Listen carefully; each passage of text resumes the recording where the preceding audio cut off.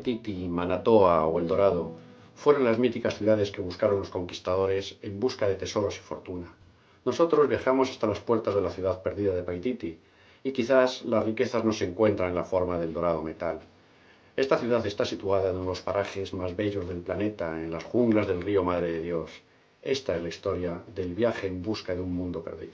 El Paititi, como les dije, es un misterio que estas montañas guardan celosamente, porque ha habido muchas expediciones, desde el año 1962 que se inició que hicieron la primera expedición. Ellos estuvieron tan cerca, dijeron, al Paititi, ¿no? Pero por cosas del destino que se puso la naturaleza, no llegaron a encontrarlo. El Paititi puede estar cubierto de vegetación, no así libremente.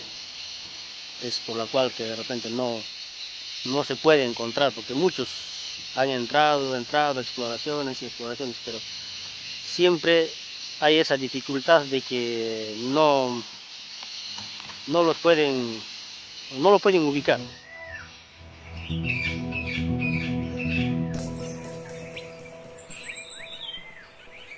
Paititi es sinónimo del dorado, sinónimo de la ciudad escondida, sinónimo de ese enigma y ese misterio todavía que está escondido y que falta por descubrir. Ese elemento importantísimo de los antepasados que hasta ahora muchos de ellos tienen temor a hablar o transmitir este mensaje que esconde todo el misterio de esta cultura milenaria de los Andes centrales que actualmente es el Perú.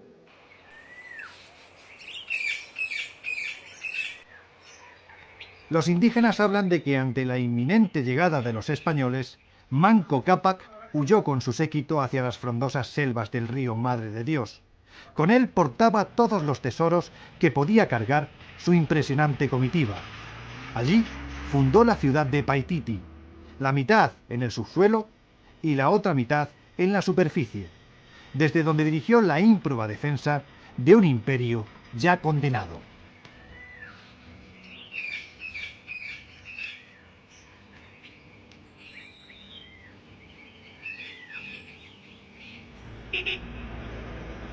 La pista que une la ciudad de Cuzco con el último puerto en el río Madre de Dios, el poblado de Atalaya, está cortada constantemente. Los derrumbes son habituales. Aquí la montaña crece, mostrando a la vera de nuestro camino desfiladeros de más de 1000 metros. El nexo que ha habido entre la Amazonía con los Andes peruanos, básicamente se gesta un tema importantísimo que los vínculos se han dado a lo largo casi de 10.000 años de historia que tiene el territorio de los Andes centrales. Y ha habido muchos caminos que todavía aún nosotros desconocemos. Entonces pienso, definitivamente como un apasionado de la parte arqueológica, de la investigación científica, que hay todavía por descubrir un conjunto de ciudades que todavía ni siquiera imaginamos cómo podrían estar establecidas, en qué enclaves pueden estar fijados o qué formas podrían tener. De repente un montículo natural podría estar escondiendo grandes construcciones arquitectónicas que aún nosotros todavía ni siquiera podemos imaginar.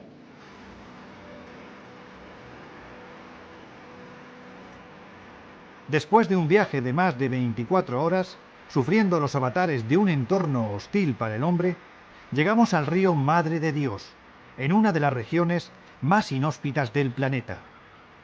Muchos son los que han caído en estas turbulentas aguas, viendo cómo su sueño de alcanzar los supuestos tesoros aquí escondidos se esfumaba en cuestión de segundos. Hemos dejado atrás el poblado de Pilcopata, célebre lugar desde donde hace siglos han partido las expediciones que se introducían en este río eternamente revuelto. Pienso que Paititi tiene gran parte de realidad. Y hablábamos que es real en el sentido de quizá no está dentro del imaginario propio de los que ahora estamos buscando e intentando descubrir el Paititi, sino tal vez es un canal y una manifestación de un patrón totalmente distinto al que nosotros lo estamos concibiendo. Por eso hablábamos que las estrategias de búsqueda tendrían que ser un poco distintas, buscando en lo que uno menos pueda imaginar que existiera.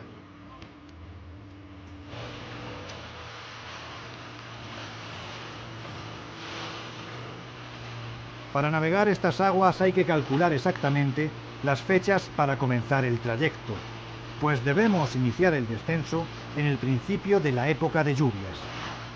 De esta manera tendremos caudal suficiente para navegar, y ya habrán pasado los primeros días de precipitaciones, esos mismos en los que la fuerza del río arrastra grandes troncos capaces de hacer zozobrar al más grande de los barcos que se atreva a profanar estas turbulentas aguas.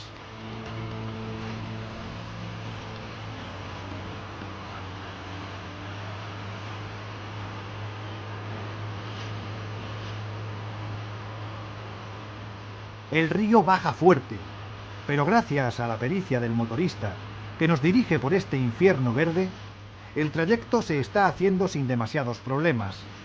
Aquí no vale cualquiera, ya que estamos en una zona en la que un pequeño error, por leve que éste sea, puede dar al traste con la expedición o con la propia vida.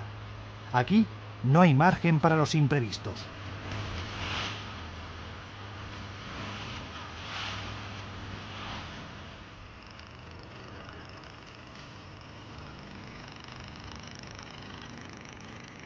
Son estos momentos en los que uno se pone en la piel de aquellos hombres que, ávidos de fortuna, se internaban por estas quebradas, inconscientes de que el peligro les aguardaba en cualquier momento. Sin embargo, la certeza de seguir el camino correcto nos da fuerzas. Todos los guías indígenas indican que esta es la dirección hacia Paititi, el mítico Dorado. En este río encontremos incluso vestigios de restos en charpas, el oro que muchos codician, muchos expedicionarios, porque realmente este es el camino directo. Encontramos en el trayecto muchos caminos que posiblemente conduzcan también, pero a mi criterio este es el Pinipini que conduce directamente al Paititi. Se puede buscar un poco recuperando, teniendo como base los canales de comunicación entre la selva y los Andes centrales. Esos canales antiguos que ni ahora mismo todavía quizá nosotros estamos conscientes de que existen. Esa conexión que hay entre la selva, que además de ser tan rápida, era muy fluida. Ahora los caminos que tenemos trazados en estas épocas son totalmente diferentes y nos da la impresión que quizá esos atajos nosotros no los conocemos todavía. Entonces yo creo que ahí hay que buscar, en esa conexión tan rápida, en ese trazo del camino Inca, por ejemplo, que mucha gente pensaba que la conexión era por túneles o por atajos tan importantes que podía desplazarse rápidamente un chasqui desde una zona de la costa hacia la sierra. Habría que tomar un poco ese patrón, esa plantilla, y buscar bajo ese esquema.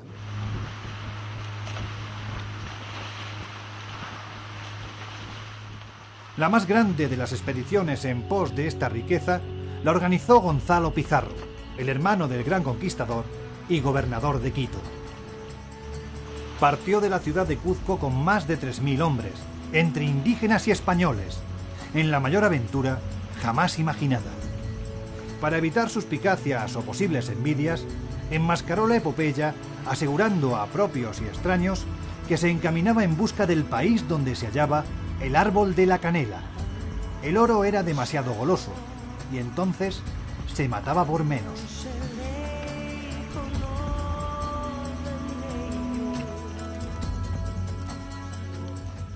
La expedición, que al cabo de los 5 meses regresaba con poco más de 80 supervivientes, había pasado todo tipo de calamidades, enfermedades, ataques de indígenas hostiles y otras atrocidades que la historia, o quienes ésta escriben, han preferido obviar. Gonzalo Pizarro, destrozado tras el terrible viaje, pronunció una de las frases épicas que cualquier buscador de tesoros y mundos perdidos, al menos hasta ahora, ha pronunciado alguna vez. El Dorado está siempre un poco más lejos de donde nosotros llegamos.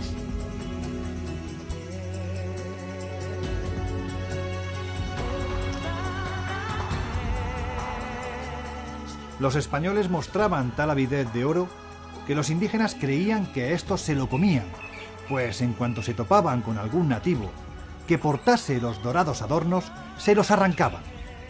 Igual daba que colgasen del cuello de las orejas, lo mordían para comprobar su autenticidad, de modo que se confundían pensando que se alimentaban de él, dada la voracidad que mostraban con su simple visión.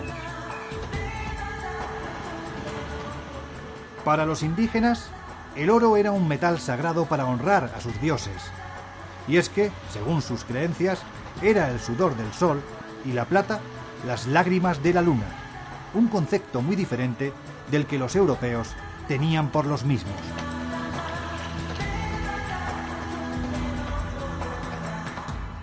Cuando iban a la batalla, los nativos se colgaban todo el oro del que disponían, ya que como era un metal sagrado, este les protegería de los males en la guerra. Sin embargo, cuando la batalla era contra los españoles, surtía el efecto contrario, pues los que más metal llevaban eran perseguidos hasta la muerte, para arrebatarles el tesoro que colgaba de sus atléticos cuerpos.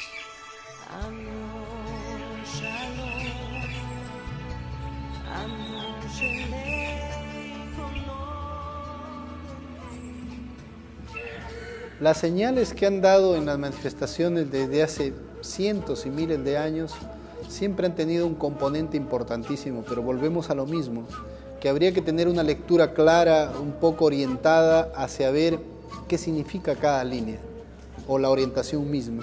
Pienso de que el mensaje que ahora nosotros interpretamos con la mentalidad propia de los tiempos actuales es distinta totalmente hacia la mentalidad de los que hicieron estos trazos o líneas enviando este mensaje de repente de un camino o de un vínculo desde la Amazonía hacia los Andes centrales, ¿no? Según la historia, indica que el último inca, Tupac Yupanqui, después de la conquista, huyó hacia la selva, hacia el Madre de Dios, consigo llevando casi el 70-80% de todos los tesoros que existían, que tenían. Y en el transcurso del viaje fueron escondiendo estos tesoros, ¿no? Y se cree que ellos vinieron a esta zona, el Madre de Dios, ¿no? Y realmente ellos indican, según la historia, que esa es la ciudad escondida, que es de puro oro.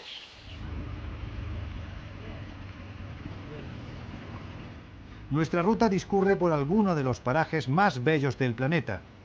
Aquí no es extraño preguntarse cómo no ha llegado el hombre blanco a estos maravillosos parajes.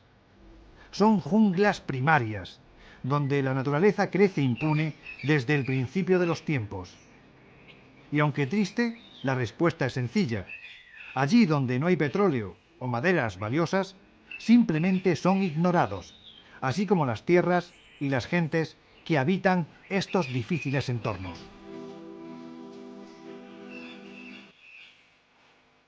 No en vano, se estima que aún quedan más de 3.000 indígenas sin contactar.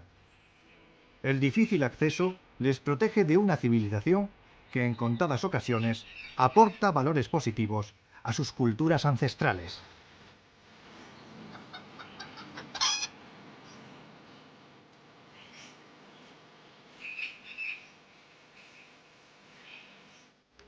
Gran parte del oro procedía de los lavaderos de los ríos, probablemente de la selva misma, que todavía, por ejemplo, el río Chinchipe en la Amazonía, muchas de las comunidades lavan oro y probablemente en cosas que todavía nosotros estamos en una interrogante permanente, ¿no?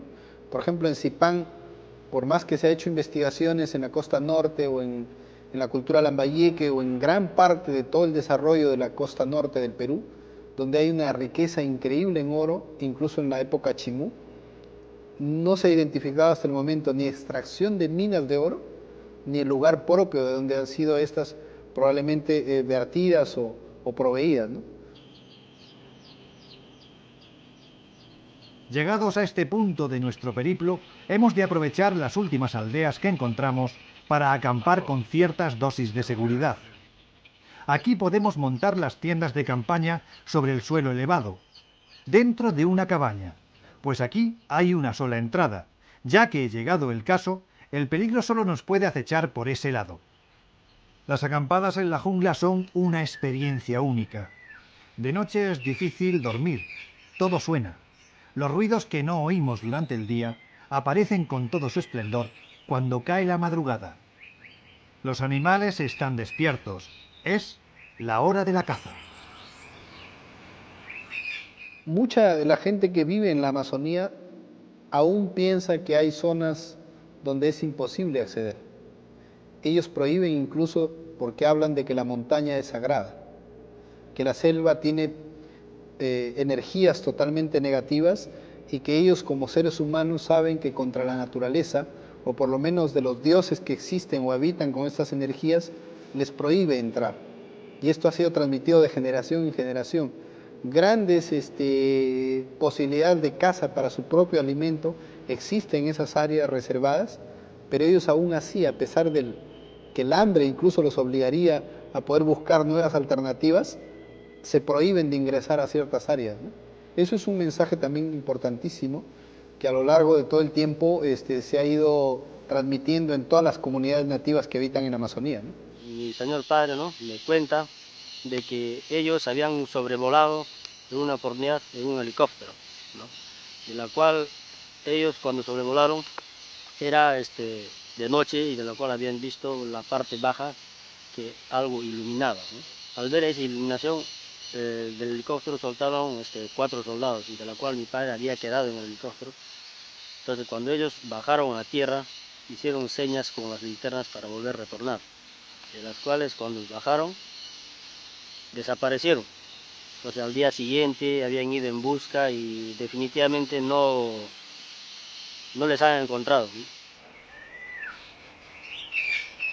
Tras jornadas de dura caminata a través de una selva por la que hay que ir abriendo senderos, llegamos a la meta intermedia, Pusaro y sus glifos sagrados. Estos son, según aseguran las crónicas, la puerta de Paititi, una especie de mapa pétreo que indica cómo encontrar la ciudad. Independientemente de lo que marquen las tradiciones, ¿qué demonios hacen unos petroglifos de este tamaño en plena jungla? ¿A qué cultura pertenecen? Son preguntas que a día de hoy permanecen sin respuestas. Nos conformamos con comprobar que, tal y como cuentan las leyendas, a partir de este punto los ríos llevan oro y están plagados de serpientes, las guardianas sagradas de tesoros milenarios, pues no en vano, siempre que existe oro, los reptiles venenosos pueblan estos lugares. Nadie piensa de que esa parte de los petroglifos, por ejemplo, que existe ahí aquí en Pusaro, pueda que sea un indicio de lo que es la ciudad del Paititi, lo que es la ciudad perdida, de los incas que hay. Pienso que existen corredores importantísimos que ahora estamos intentando descubrir. Por ejemplo, uno de los corredores entre la Amazonía y los Andes centrales es la Ceja de Selva, que no solamente tiene una gran riqueza de manifestaciones culturales, sino que estamos ahora nosotros descubriendo que hay construcciones debajo de montículos naturales aparentemente, a 3,70 metros o 4 metros de profundidad. Nosotros estamos encontrando grandes espacios arquitectónicos de muros que superan el metro, 1,20 metros de ancho, y que están logrados en base a piedra de río, canto rodado, con argamasa, y están totalmente enlucidos y pintados, lo que demuestra que fue una gran ciudad que fue trabajada con mucha mano de obra, que fue también trabajada con mucha organización social, y que definitivamente es allí donde nosotros tendríamos que, como arqueólogos, ir develando este tema de contextos culturales para ir teniendo señales mucho más claras de esa conexión entre Amazonía y los Andes centrales, ¿no? El bote en el camino es el bien más ansiado, pues evita caminatas mortales de días atravesando la jungla. No obstante, ya no se puede hacer más. Llega el momento de abandonar el gran río para internarnos por la quebrada. Según dicen los que de esto saben, este pequeño río, el Piñi Piñi, es el camino, al menos uno de ellos, que conduce a Paititi. Pueden ser grandes construcciones sepultadas de repente en la selva, con montículos o cubiertas a propósito, y que cambiarían muchísimo los esquemas y los planteamientos que ahora siquiera los arqueólogos tenemos verdaderamente de cómo fue el desarrollo cultural en el mundo prehispánico. Durante el día caminamos y atravesamos paradisíacos lagos o cochas, que son lo más parecido a un supermercado para las gentes que habitan esta zona. Las lagunas, formadas por las crecidas de los ríos, de aguas tranquilas y repletas de peces que se pueden pescar con cierta facilidad, surten de alimentos a los nativos de estas aldeas de jungla. Pero conviene recordar que donde hay pesca, también hay animales, depredadores, aves y un auténtico paraíso que solo enturbian las nubes de mosquitos que intentan succionar hasta la última gota de nuestra sangre.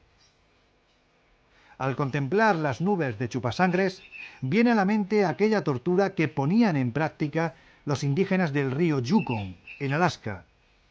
Ataban a los enemigos en el borde del río, justo cuando anochecía, y cuando el sol salía a la mañana siguiente, únicamente quedaba el cuerpo seco, sin una gota de sangre. Los millones de mosquitos habían hecho bien su trabajo. La selva es dura y agotadora. Una semana caminando por ella puede acabar con la moral y la fuerza del más aguerrido de los aventureros. El sudor, los mosquitos, las pulgas o las garrapatas son fieles compañeras de viaje. Por supuesto, no nos podemos olvidar de la lluvia, pues cuando el cielo decide descargar, parece como si este mismo se nos cayera literalmente encima. En esta aldea mostramos a los indígenas antiguas fotos del Museo del Oro de Bogotá, con piezas precolombinas del preciado metal. De inmediato nos sorprende su expresión, y es que la respuesta siempre es la misma. Con voz entrecortada, algo asustados, señalan los senderos que se pierden en la selva. Entonces, nuestro guía traduce que ese es el camino de Paititi, que se halla a una luna, aproximadamente a un mes de camino.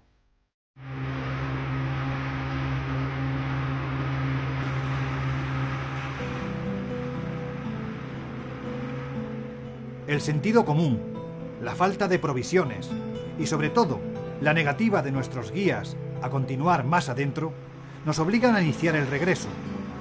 Un regreso que emprendemos con la certeza de que la ciudad perdida de Paititi existe. En definitiva, Paititi, uno de los mitos de las junglas americanas, tiene una base real, algo que te invita a pensar en su más que posible existencia. En el ascenso por el río observamos las 1000 veces nombradas, pero en pocas ocasiones vistas, pirámides del Pantiacoya, unas montañas de estructura piramidal perfecta, cubiertas por la maleza centenaria, que para los arqueólogos del país no son sino la tapadera de algo más importante que se halla debajo. Sus aproximadamente 150 metros de altura las hacen competir con las de Giza, en Egipto, una interrelación de culturas que jamás confluyeron. Y antes de que finalice esta temporada de lluvias, regresaremos sobre nuestros pasos para, ahora sí, llegar a ella. Esta vez contaremos con el apoyo de los militares, de los mismos descendientes de aquellos que desaparecieron hace una veintena de años en una incursión en la búsqueda de la ciudad perdida.